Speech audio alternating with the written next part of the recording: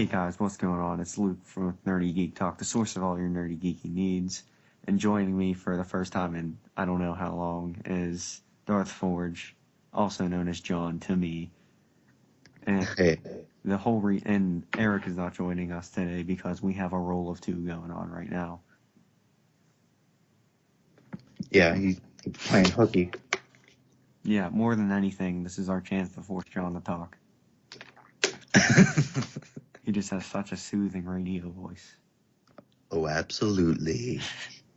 Billy D. Williams. I'm gonna get some ASMR in here. I find your lack of faith disturbing. Alright, so Star Wars news this week, as I'm Googling it for like the 12th time. They released a new anthology book with a bunch of random stuff in it. Like, John, you're telling me about the freaking guy being choked. Yeah, the guy in episode 4 that was choked, and Darth Vader's like, I find your lack of faith disturbing. It's there's a short story in there written as if it was a report that guy wrote talking about that incident. It's pretty funny. Report on that. You have to word it nicely. It's like, yeah, my superior choked me. There was a lot of backpedaling. Like he kept on repeatedly saying, "No, I don't want to interfere with his religion and all. I believe everyone should have their own religion." But like, come on, seriously. He did a lot of backpedaling. That's hilarious. Yeah. That was honestly the how you have to do it, though. Oh yeah. And there is also the great bit of news about the Christmas special. I didn't believe it was still canon. Oh my God! Did they actually say it was still canon? Yeah, it's still canon and everything. Yeah, I didn't think so either. But apparently, the night bartender that the guy switches out with, they confirmed that she's lesbian. They just kind of threw it in there. I don't really care that that's in there. I expect Star Wars to do that a lot. Yeah. I honestly think they're trying to make me hate Star Wars by making the Christmas special canon. Yeah, let's But establish. Other than that, I don't care. Person. Let's establish Nuggets the gay person. So, like I was telling you earlier, John, we're gonna have to watch it for Christmas and get everyone's reactions. Oh no. I don't think I could do that. Did they actually call it Christmas, or what do they call it? In Star Wars? Yeah. I don't think it was necessarily, see, I don't know. It's been so long since I last watched it. But I can't exactly remember what they called it. I want to say it was was it on Chewbacca's planet? I mean, yeah. Yeah. It was all over. It kind of went, I think it went to a couple different places, but yeah, it mostly took place on crap, what's the planet called? Kashyyyk. Yeah, Kashyyyk. Yeah, Star Wars knowledge. Study up. There's that, and apparently, I was just looking it up, right before we started, they're gonna release a new trailer. I don't know why they're doing another one. It's supposed to be about 90 seconds. Yeah, I hope they don't do anything spoiler. The last trailer was kind of a little bit more towards spoilers, but I believe that it was most of the trailer was a misdirect, trying to make you think something's a certain way, but it wasn't that way. But even then, there's still that possibility that what they showed in that last trailer was true. And if that's the case, then I don't want anything like that in the next trailer. Yeah, I don't, if they're gonna have it, I just want it to either be a splicing of other stuff. Yeah, I feel like a lot of different marketing teams for different studios have been doing that way too much recently. What, showing too much in a trailer? Yeah, because it's the marketing, isn't it? Yeah, I'm pretty sure it is. So why do they do that? It angers me so much when there's an ending scene in a trailer. Yeah, I think a good example of this was Kingsman: The Golden Circle. They Yeah. should. Have you seen that? I got the general idea of it because my buddy works at the movie theater. Yeah, Connor. Yeah. Um, yeah. In the trailer, they show the guy from the first movie that was killed alive again in the trailer. That's a big spoiler. Like, don't do that. Yeah, that's kind of stupid to do. So I hope they don't do something like that with this next trailer. I hope they keep it close to the chest with what's going on. I know I already talked with Eric about this, but I figured I'd get your opinion on it because I don't know if he asked you. What do you think's going down based on that last trailer, like order of events? We did talk about this a little bit, but I can't remember exactly what all we went into with the trailer. So with Mr. X, I feel like the scene where it looks like Kylo is about to shoot the bridge where Leia's in. I feel like that's going to be a very intense scene, and I feel like that is what's happening in the scene. But I feel like he's not going to do it. Oh no, I don't think so. He's not going to be able to bring himself to do it. And I feel like when he's not going to be able to bring himself to do it, and he's going to go off, and the plot's going to continue, and then when Leia does die, um, I I feel like if Kylo does turn back to the light side, that's when that will happen. When Leia dies, he's going to think, "Oh, I was going to kill my mom. She's now dead, and what have I been doing?" kind of thing. I think that would be, if he does turn to the light side, that would be where that would happen. Where I do think the biggest misdirect is in the end, where Kylo and Rey is in that scene. I don't think they're in the same scene, because if you look behind Kylo, there's all this fire behind him, which makes me think. And earlier in the trailer, there was a scene where the temple was on fire in the flashback, and I feel like that scene where he's holding out his hand is from that flashback. I do think that there is a scar on his face, but they could have digitally added that to make it like a misdirect. Yeah. And if you look behind Rey, it's like a dark rock behind her, like that cave that we've seen her in some of the other trailers. So I feel like when she's saying that she needs someone to show her place, I feel like she's talking to Luke. See, like I gotta go back and watch it like a couple more times because I could be remembering wrong, but I feel like in that scene when they show her, you see like the light reflecting off of her from the fire. Yeah, and that could be the case. I could be very well. It could be very well the case that I could be wrong about this. However, I kind of feel like that's what they're trying to do, because I don't think, at least I hope not, that their marketing department is that stupid just to flat out show us big spoiler like that. That's the funny thing about these because it's like they could do like, oh, like here's clearly what's gonna happen, guys, but people are still gonna like debate it and do all this shit like we're doing right now. Yeah, You don't know if it's like a double fake out kind of thing or not. yeah. What they showed could have been intentional to get us to think about it, and it could be something that's not actually going to be the case in the movie. Um, they could have just done that just to like make you think that it was going to happen. We don't really know. We're not going to know until December. Is it December or November? It's December, totally. Okay, I just had a little bit of a brain thing go in my head, and I was just like, what? No, you're good. Like me and Eric came to the conclusion that the whole way we think it's gonna end is if like Luke's gonna be kind of a bad guy to them, but in like a philosophical sense. Like Snoke's gonna be the guy they actually have to fight. Yeah, like Luke's gonna be more of a philosophical foil, or Yeah, what? like he might go to the Republic and say like, hey, here's what I think we should do, And they're gonna be like, no, we don't exactly like Rey and Kylo are gonna be like, no, we don't exactly agree with that. Because I don't think he can really forgive Kylo for killing everyone. Probably not. And I don't really expect him to. Based on what we've seen from the trailer.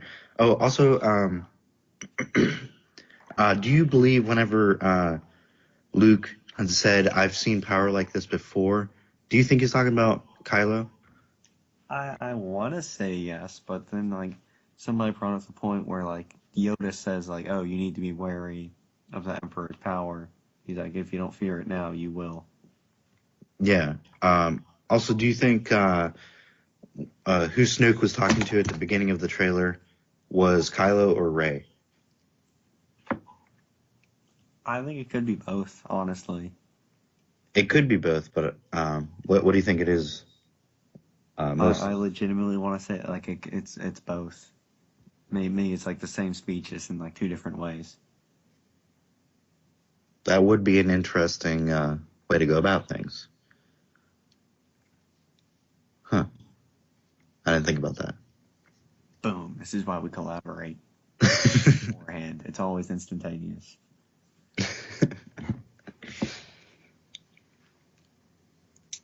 Yeah, I think most of what was happening in that trailer was a misdirect.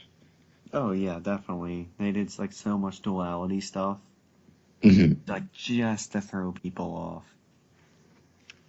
Yeah, but I don't think it's going to happen exactly the way it was shown in that trailer.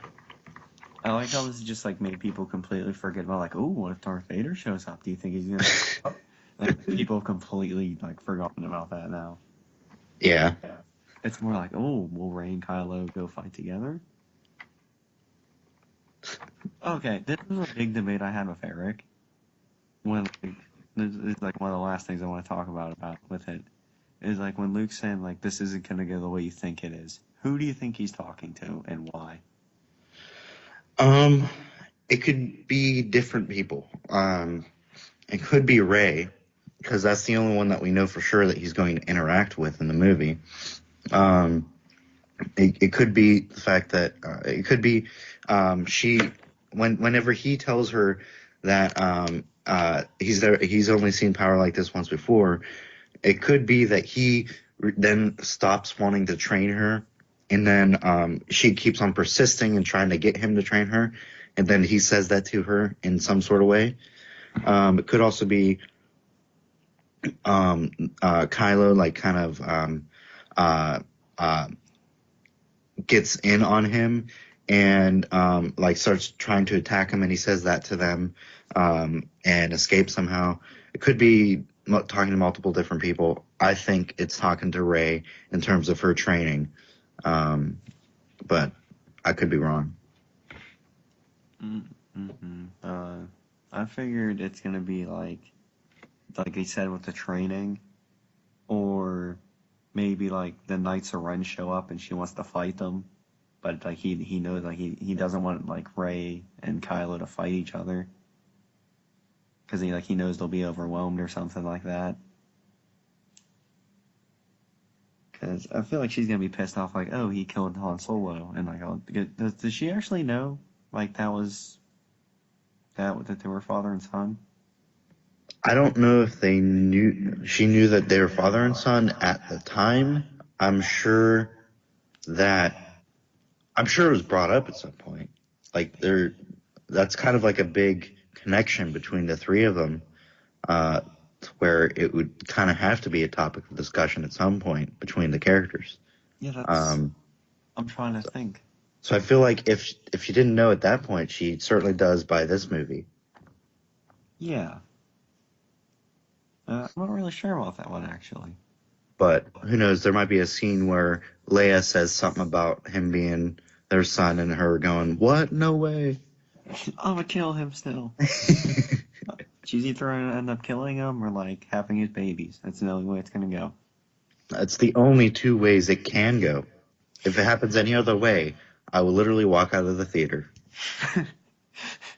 and ask for my money back, I'm and then go to Lucasfilm. We're sending Eric. It's gonna be the most steamy scene ever. don't know if I talked about it in the video I did with Eric. We'll bring it up for listeners. Um, Immediately after we all watched the trailer of like Rey and Kylo saying like, oh, like it looks like they're gonna like take each other's hand. John sends the text. He's like, I want the most steamy sex scene allowed in this movie afterwards. And Luke has to be there tied up, forced to watch it, and they have to use their force powers in the act. And then I send Eric just the quote of, I can show you the ways of the Force. It's hard not to get a sexual tone from it, because in The Force Awakens, whenever he was interrogating her, and he's like, I can get what I want, and she kind of like looks away and starts crying. I kind of got kind of like a rape theme coming from that. I was like, ooh, this is getting a little dark. I did not think that at all. You didn't think that? At any point during that interrogation. I thought that I can't remember if it was my first viewing. It was certainly one of my first 5 viewings. I was like, wait a second, this is kind of give me like a rape vibe. Oh my god! Because she's crying, and he's like, I can. She's crying, and he's like, I can take what I want, kind of thing.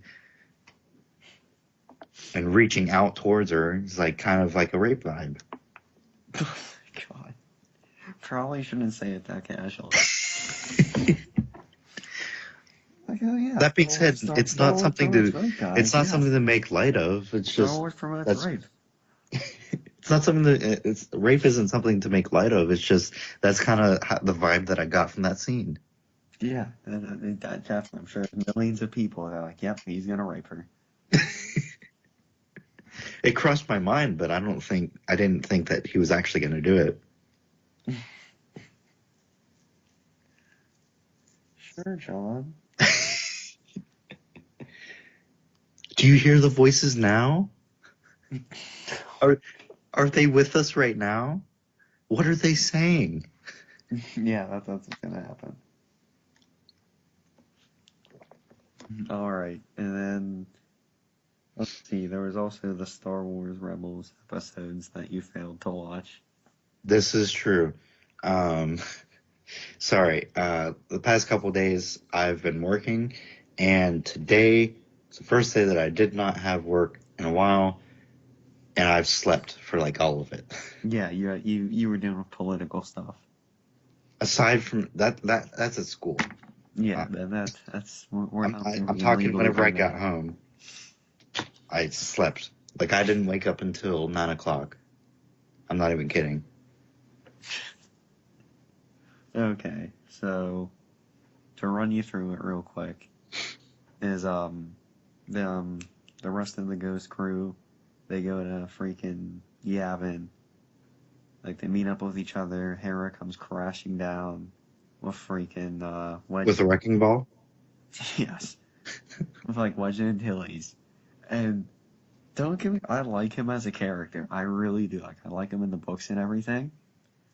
But like the way they interact with each other, he seems like such a bitch right now. So you don't like the way he was portrayed in this? I do not, because like they get out of the planes and they're smoking and everything. They're talking about like the people they lost, and he's like all apologetic and all this stuff, and he's like really submissive about stuff he says. And I'm listening. I'm like, no, this is not the way he is. He's just meant to be like an arrogant prick. Well, it could be the fact that he had just gotten out of the Empire not long ago, and in the Empire, you can't really be an arrogant prick without getting in serious trouble. Unless you're an officer. Yes. Was he an officer, though? I thought he was just a TIE pilot. No, he's just a pilot. Yeah. And it could be when we see him in episode 4, since that point he's kind of like grew to be more expressive about himself. Yeah, because there's in the Aftermath books, he's a main character in the first one, at least I know that. And like he's getting tortured by the Empire, they're doing all this horrible stuff to him, and he's just sitting there screwing with them. Like he's getting tortured by the one dude that like studied the Sith, and he's just telling him random stuff. And I think he's like making stuff up and all this stuff. I'm like, okay, this is the way he's meant to be. Like he's kind of a badass. He's still human. This is how I envision him in my fantasies. Yes. And I'm pretty sure he even like hits on the person interrogating him. Really? Yeah, because there's one officer who's like kind of sketchy about what they're doing after a while, and he's like presenting his point of view for everything, like presenting the rebel side compared to the Empire side, and she's like thinking about like, okay, they're kind of the same thing, and she starts to like doubt it a little bit. She should be careful. She could get into serious trouble. Yeah. Oh no, she goes off and meets up with another guy. Oh, so Wedge was just his her side guy. Yeah, obviously. He wedged in there. That's the worst joke I've heard all night. Because you only woke up 3 hours ago. This is true. This is true. Anyways, like the episode, they meet up, and they meet up with Mon Mothma, and she's like, hey, they set up this communication station, and they were able to like communicate to each other. We were going to attack early on, so they managed to counteract you guys. So what we need you to do is go in and spike it, so we can listen into what they're talking about, but don't destroy it because that's pointless. They'll just build another one. And like in between all that, Saw Gerrera calls in to talk to them. He's like mocking them and shit. He's like, oh yeah, I warned you that was gonna happen. Like he's like, I had intel on that, but you didn't listen to me, and all this stuff because he tortured people for it, and like they just don't approve of it. And it kind of pissed me off here because Ezra's like, oh, maybe he's right in doing that. And I'm like, no, character development, no. Yeah, yeah. They kind of have gone in some very interesting ways that I wish they wouldn't have with Ezra in terms of his character. Yeah, I'm like, oh, like, okay, he's not really a Jedi at this point, but then he takes like this step back, saying like, oh, maybe we should interrogate people, maybe we should destroy stuff. And I'm like, no, I'm like, you've seen what the dude's done before, like he wanted to kill a species and all this stuff. He's bad. To be fair, though, it kind of does somewhat go along with Ezra's character. He has been a more dark character, a more he believes in a little bit more extreme stuff than some of the other characters. You just want to see him be Star Killer, don't you? Absolutely. It's the only thing I want to see. That's all I've ever dreamed of in my fantasy. Is long-haired Star Killer. Little did we know, Ezra grew up to be a big Starkiller base that destroyed the New Republic in The Force Awakens. Oh my god. Okay, so the best part of the whole thing, which made me laugh my ass off, is like, okay, can you guys go do this undetected, like spiking the radar? And they're like, oh, we don't call it the Ghost for nothing. What do you think immediately happens later in the episode? Probably detected immediately. They're detected because for whatever reason they go to the radar. Sabine, Chopper, and Ezra hop onto it. They dig it up a little bit so it messes with the functions. So the dude on the planet, like monitoring it, he calls like a freaking Star Destroyer to come in. And I don't know why, but like that's what you call in to check this minor detail. And the best part is like, well, of course, don't you know if like somebody robs somebody, you call in a nuclear strike? Yeah. And probably my favorite part, like even better, like when Hera's saying about the ghost, is like this was actually funny. I like that they did this. Is they hack into the communications and they're trying to talk to the Star Destroyer, and Ezra just picks the name of like the dude they've messed with before, like the one that was in charge of like the thing that pulled you out of hyperspace and all that stuff. And like the gravity well. Yeah, like the officer that they've messed with before on that, like he was also the leader, like the junk pile stuff. Yeah. Yeah, he just chooses his name. He's like, "Oh, I'm this officer," and the guy's like, "Is this some kind of joke? Because that's who I am."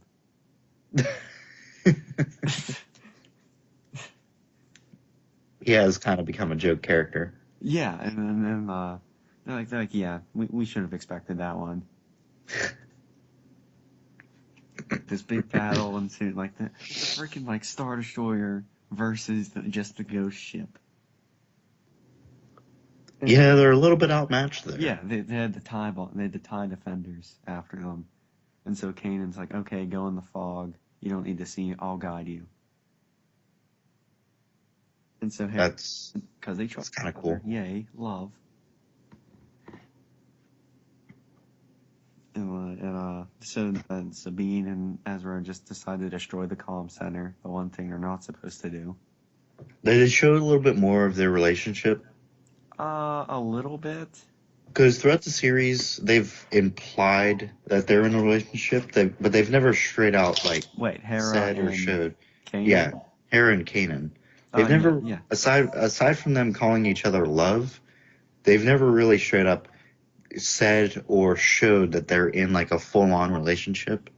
It's just mostly you can imply that they are based on the scenes that are happening.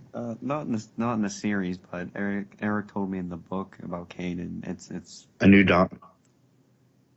like the book. It's called like Kanan the Padawan or whatever. Oh, the graphic novel. Yeah, he said. Yeah. Yeah, he's like, yes, it's shown they're in a relationship. Yeah, because in the graphic novel in Kanan the Last Padawan, it jumps from the rebels' time back to when he was a Padawan and surviving, and they do show a little bit of that, yeah. And in the original book that Kanan and Hera was originally created in, A New Dawn, Kanan is constantly like hitting on her, and because in that book is when they first meet, and he's constantly hitting on her, he's constantly trying to get with her and stuff like that. And he kind of the only reason why he has gotten into the rebellion is because he was trying to get with Hera. That's hilarious. Yeah. That's hilarious. Like he was hitting on her and all this stuff, and then he started to realize that, oh wait, she's actually doing this really cool cause. Way to free people, yeah. Nice ass. But yeah, the book is actually a pretty good book. So Okay, and so they just segueing back. All right, yeah. Yeah. Kind of got off into a different They spot. decide to destroy the comm thing, so they hook up all their bombs to it. And then they're about to get shot, and freaking Assad Guerrero shows up in a singular small ship, and they like destroy the top part of the Star Destroyer. And they go to grab Ezra and Sabine, and they just start dumping off huge amounts of explosives, like just rolling barrels out on the top of the comm center. And then like they grab them, they blow it up and destroy everything. And Ezra and Sabine are like, "Yeah, it's good that we did that and all this stuff." And it still just pained me to watch because like, no.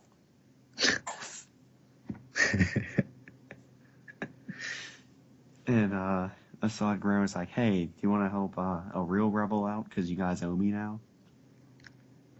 Yeah, Ezra's really impressionable from what we've seen from Rebels. Yeah, apparently if you show him just results, it's good. Like freaking Maul lifting up a stone pillar. Mm-hmm.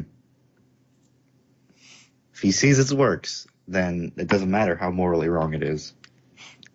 Yeah, and so Assad goes on like this 2-minute tangent about like going through how he got this information and all this stuff, where he's saying like, "Oh, there's a secret project. I tracked it down to this freighter. We need to go there." And he's like, "It's secret." And he's like, "And it's on a civilian freighter, but that's what they want you to think." That's freaking crazy. But I love his voice. I really do love his voice. And they go there, and there's stormtroopers on it. They're like, okay, so there's probably something legit about this. And they're going around it, and they end up finding all these hostages in crates. And they're like, okay, I guess we should help these people. And Assad's like, no, we gotta figure out what they're hiding. And then he just sounds more. The hostages? Yeah, there's hostages. And No, he's trying to figure out what the hostages are hiding. no, he's like the hostages. He's like my plans. It's all coming together. It all makes sense now. Like he just sounds nuts. But they go through and end up finding this big ass kyber crystal that's being guarded by death troopers. And I'm like, okay, death troopers, they're pretty bad. I do like them. They're pretty badass. And they get in like little scuffle, and the one death trooper that survives is a woman. And for a split second, I thought it was gonna be like the main character from Battlefront 2. And so she runs off, gets people to take back the crystal, and they're just trying to decide like, oh, should we save the hostages or not, and all this stuff. So they have Chopper guide the hostages to the escape pods, which is hysterical because like all the hostages think he's nice, but he's just like swearing at them and shit. And like Chopper helps them out, and Assad's like, no, we can't let them get the crystal. We gotta destroy it. And then like Sabine and Ezra are like, oh, you're kind of freaking crazy, dude. We should probably doubt you about now. And so he just knocks them out. And when they wake up, he's like, his logic, he's like, well, I didn't kill you, so I'm giving you a chance to leave still.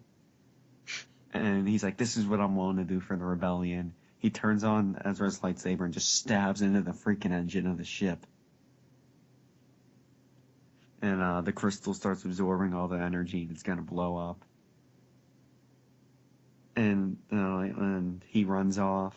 They go back to save the hostages somehow. I legitimately don't remember how they save the hostages.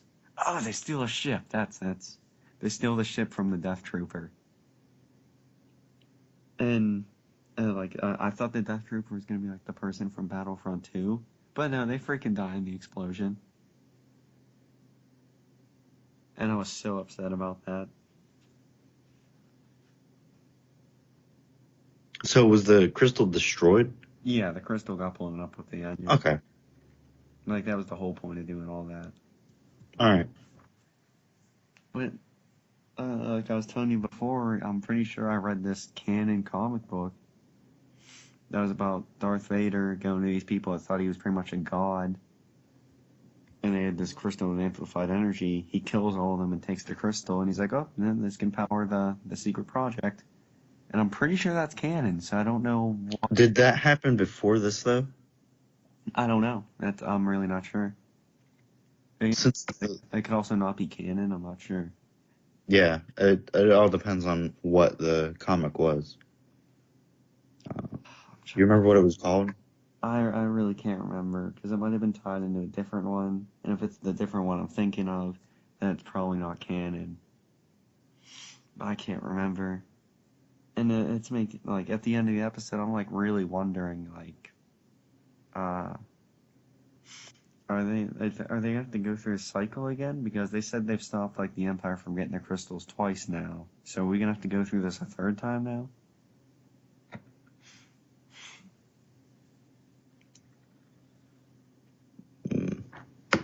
How many times have we stopped it?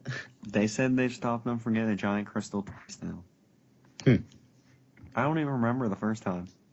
I think wasn't there crystals on Geonosis?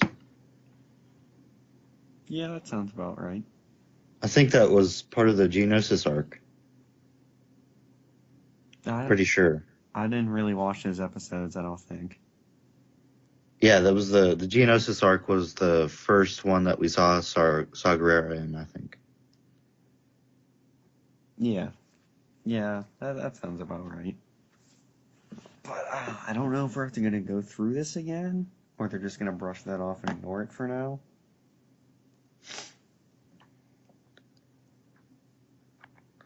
Yeah, I don't know. And I'm not quite sure. And now that like all the rebels are on Yavin, how much time do you think is left? Probably till the end of the season. But yeah, The that's usually how series finales work.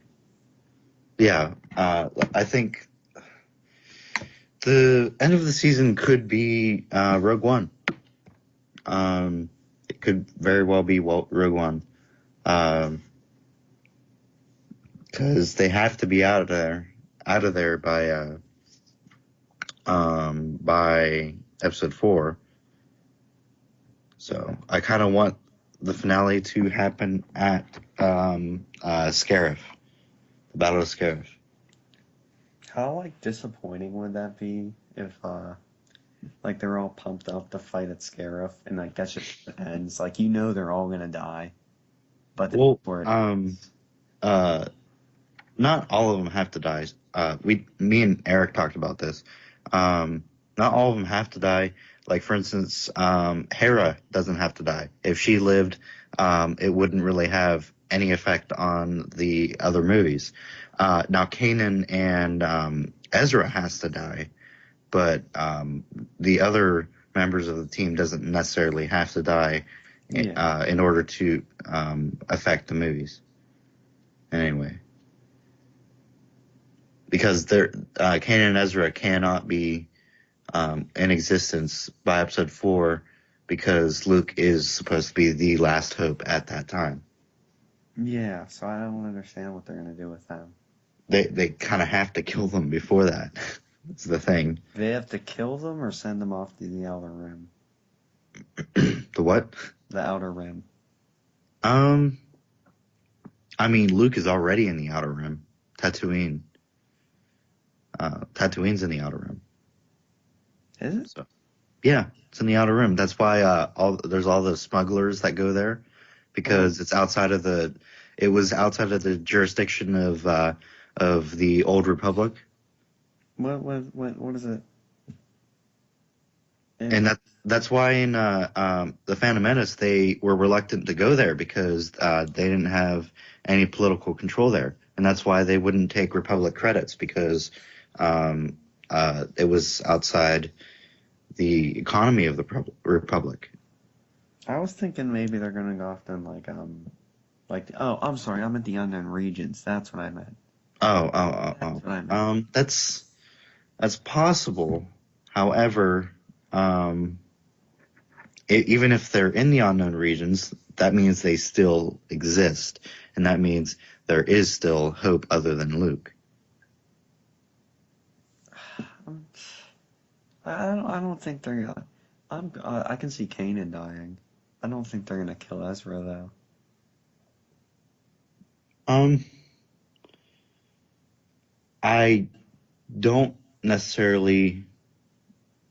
It could also be that they won't kill them in the show, and they because they might not have the guts to do that.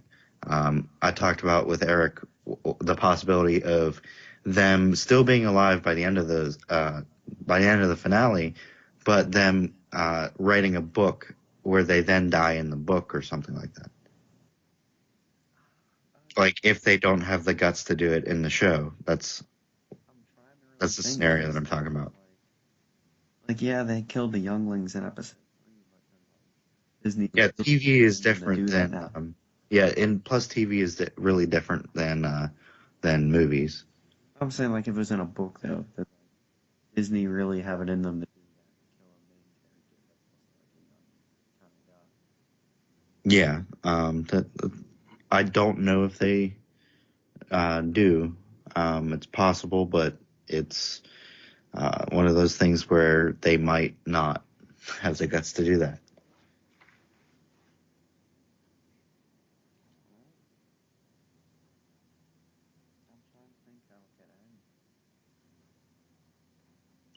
I think they're gonna end up dying in the show, or it's gonna end with them living, like you said. I want them to die in the show, but Oh my God. it sounds kind of messed up, but they're gonna die. They can't. I cannot see a scenario where they cannot die. And if they do die, Well, I can see a scenario, but the scenario would be wrong and canon. In terms of canon, it would be a um, uh, uh, what's the word I'm looking for? Hmm. It would be a conflict in the canon, within canon, if they were to live. So, if they're going to remain within the boundaries of canon, they have to die. And if they have to die, then I'd rather it be in the show. I don't know. I'd rather see them die rather than it be something implied that they died. Like kind of like that. Like I said, like I could see it being like a super somber thing where they were going into battle of Scarif and that's just how it ended. I'd be so mad if the last like say the Battle of Scarif is not something, it is not the finale, but they do a separate thing for the finale, and at the end of the finale is when they go into hyperspace to go to the Battle of Scarif, and that's whenever it ends. I would be so frustrated. I don't know how, like, that'd make me so uncomfortable. Because, like, well, I guess they're all dead. Yeah, and they kind of like imply that like based on the scene, like if they were gonna do that, they'd imply that this would be their last mission when they went into hyperspace, kind of thing. Like they were about to die, kind of thing, in the show, if that were the case. But I kind of want them to die. They could Yeah. also do a thing. I don't know if you've ever watched, because this is a kid show, with a kid demographic mostly, and that's kind of how they've been writing it. They could do. Have you ever watched Avatar: The Last Airbender? Yeah. Remember Jet? Yeah. They kind of implied that he was gonna die, but he never actually died in the show. Remember? They could do something like that. As a side note, real quick, you remember the episode where they do the play? Yeah, and they're like, wait, I'm really confused. Did he die or did he not? I Yeah, don't know. It was left really open ended. they just blatantly make fun of it. Yeah. Like, wow, Like that's the fucked up. writers in that show were really self aware. Yeah, like that's your friend, and like that happened like a few months ago. What the hell, guys? Yeah, the writers in that show were pretty good. Yeah, if just Star Wars could be the last Airbender level, we could. Yeah, let's bring the Water Tribe and the Fire Nation into the Star Wars universe. That would be a great fight, like Avatar versus like a Force user. Could you imagine? That would be awesome. That'd be such a great fight. Because like they couldn't use lightning against them because the lightsaber could just like absorb it. Yeah. Like the only thing they really could use is like. And the Sith couldn't use lightning against the Firebenders because they can just redirect it. Yeah, that's true. I mean, oh my god, we gotta call Death Battle right now. Darth Vader versus the Fire Lord. Oh wait, no, Darth Vader would lose because of the lightning. Never mind. This is true. He is kind of weak against lightning. Okay, General Palpatine. General Palpatine? I was thinking of General Iroh. My bad. Oh. God damn, dude, Uncle was an awesome character. He is one of my most favorite characters from TV. He's a really great character. Oh my, I almost cried in the episode where like they show him like mourning his son. Oh yeah. That was the episode where they kind of did different stories. Yeah. It was like an anthology episode. And kind of showed him helping everybody out and remembering his son at the end of his story. We're kind of going off a little bit into this the is deep full end. circle. This is going full circle.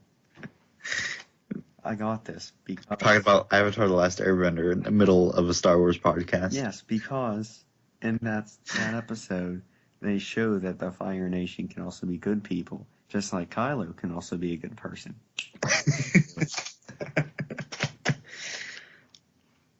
There you go. That's how you do a full circle. Yeah. Now, despite the fact that Nickelodeon and Disney are two different entities, crossover. Yeah. You know Along what? with Transformers, just Let's to make just Eric happy. completely ignore all of the copyright and all of the legal stuff and just do it. Who Do cares it for about the legal fans. repercussions? Yeah, just The do money it. would be worth it. Yeah. I want to see Zuko versus Kylo Ren. Absolutely. Because they can both like be super edgy and then beat the shit out of each other. They're both really great emo characters. Yeah. Like Kylo Ren has that freak out moment and like cuts stuff down. Zuko freaks out at the beach and causes a huge ass tower of flames.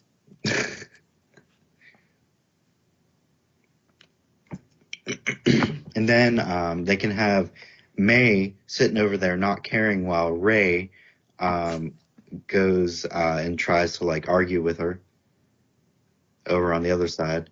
Then they can have the ghost of Han Solo arguing with General Iroh. Oh my god, do you remember when he showed up in Legend of Korra? Honestly, I have not seen all of Legends of Korra. He shows up as a ghost, and he has this pet dog, and it's named after his son or it's named after the Fire Lord. I can't remember. Maybe it's both. Maybe the Fire Lord and his son have the same name. No, they didn't. They didn't. That's what they want you to think. I am 100% positive. No, that's what they No, want you to think. I am Throws bombs all over the story. Oh, good old that. There's our title right there. This is Star Wars. Oh man. That's how you get people triggered real fast. Oh yeah. Say one of them's better than the other. Oh my god! Like, we can have the eyeball guy versus General Grievous. The eyeball guy. Oh, Combustion Man. That's his name. Oh. Sparky Boom Man. Yeah, the Combustion Man versus like freaking Darth Maul or something. Oh, that would be cool. Okay, since we're doing this, who would you like to see fight each other from the two properties the most? Okay, let me pull out my 50 slide PowerPoint real quick. Jar Jar Binks versus the Waterbender. Which waterbender? That's important.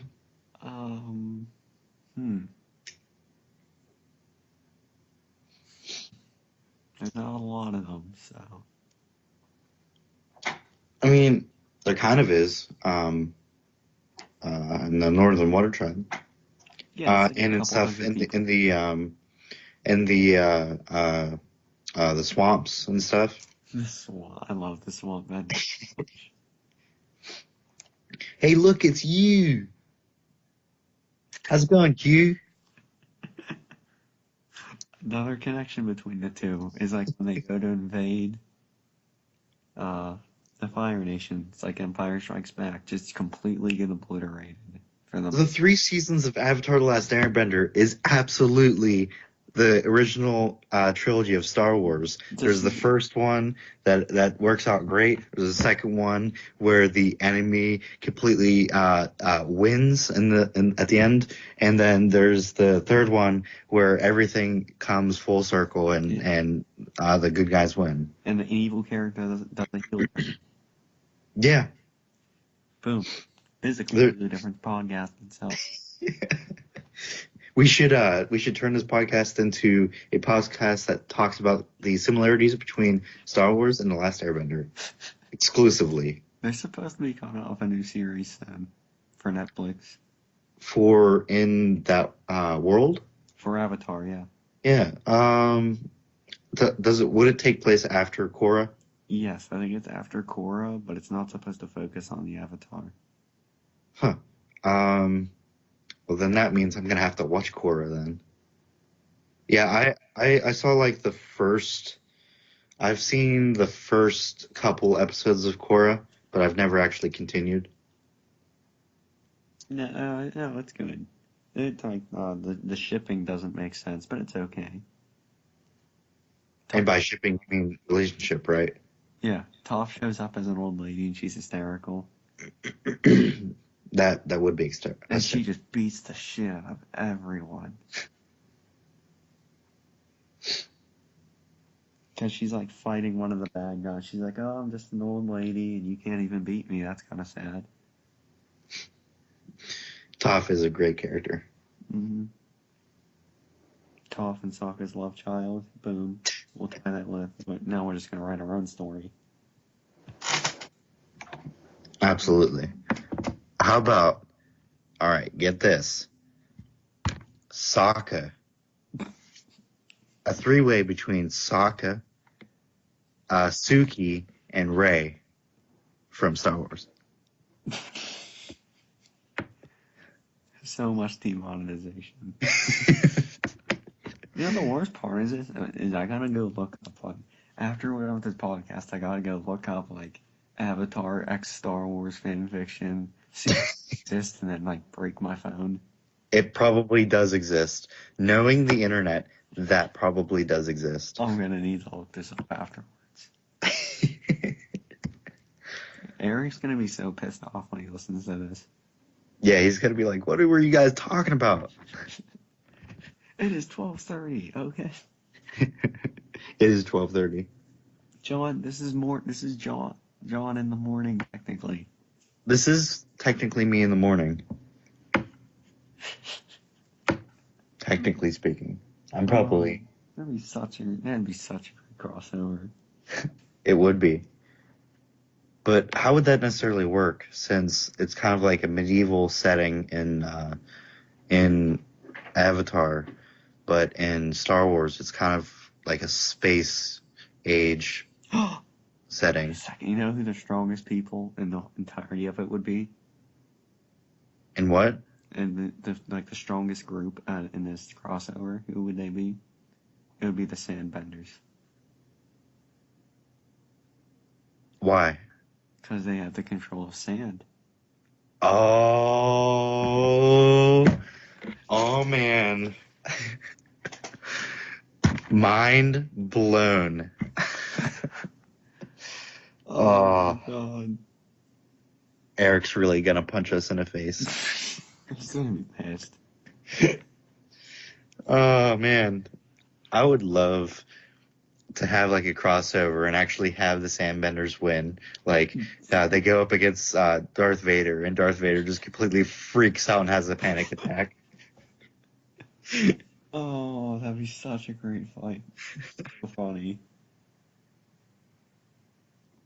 I would literally pay someone $1 billion just to create that. Even if I'm the only one to enjoy it, I don't care. Oh, I'm gonna go write this and be a podcast for Eric to listen to. Alright, I think that pretty much sums this up. Avatar X Star Wars. Absolutely. Alright, where can they find you, John? Because I don't use social media. Welcome to the 21st century, Luke. I use Snapchat. So, you can find me on Twitter at Darth_Forge. And you can find me on Instagram at John_the_Foreman. There is no H in that John. If you put an H in that John, you will not find me. You offensive assholes. What is wrong with you?